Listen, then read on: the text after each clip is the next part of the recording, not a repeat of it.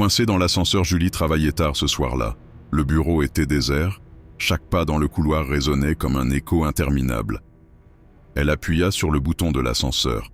Un léger frisson la parcourut quand les portes s'ouvrirent dans un grincement anormalement long. À peine entrée, l'ascenseur descendit. Puis s'arrêta brusquement entre deux étages. Les lumières s'éteignirent, la plongeant dans une obscurité suffocante. Julie appuya frénétiquement sur les boutons. Rien. Son téléphone affichait aucun service. Le silence était si lourd qu'elle entendait son propre cœur cogner dans sa poitrine. Puis, d'un coup, la cabine vibra, les néons clignotèrent et la cage métallique reprit sa descente. Lente, oppressante. Julie soupira de soulagement, jusqu'à ce que les portes s'entr'ouvrent de quelques centimètres avant de claquer violemment. Ce manège se répéta. Étages après étages, les portes s'ouvraient juste assez pour qu'elle voie l'extérieur. Un couloir vide, une lumière froide, parfois l'ombre fugace d'un mouvement. Puis elle se refermait aussitôt, comme si l'ascenseur jouait avec elle.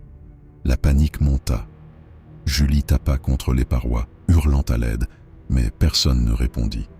Elle se recroquevilla dans un coin, tremblante, alors que l'air semblait manquer. Un cliquetis sec résonna au-dessus de sa tête.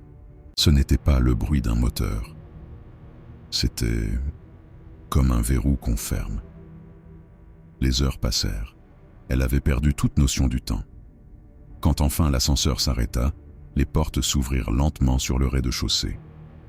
Julie se précipita dehors, haletante, trempée de sueur.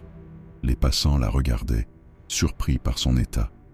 Soulagée, elle se retourna pour jeter un dernier coup d'œil à l'ascenseur. Mais ses jambes se figèrent. Sur le sol de la cabine, son téléphone gisait, allumé. L'écran affichait une vidéo en direct. Et dans cette vidéo, on voyait Julie, toujours assise dans l'ascenseur, immobile, fixant la caméra avec un sourire figé.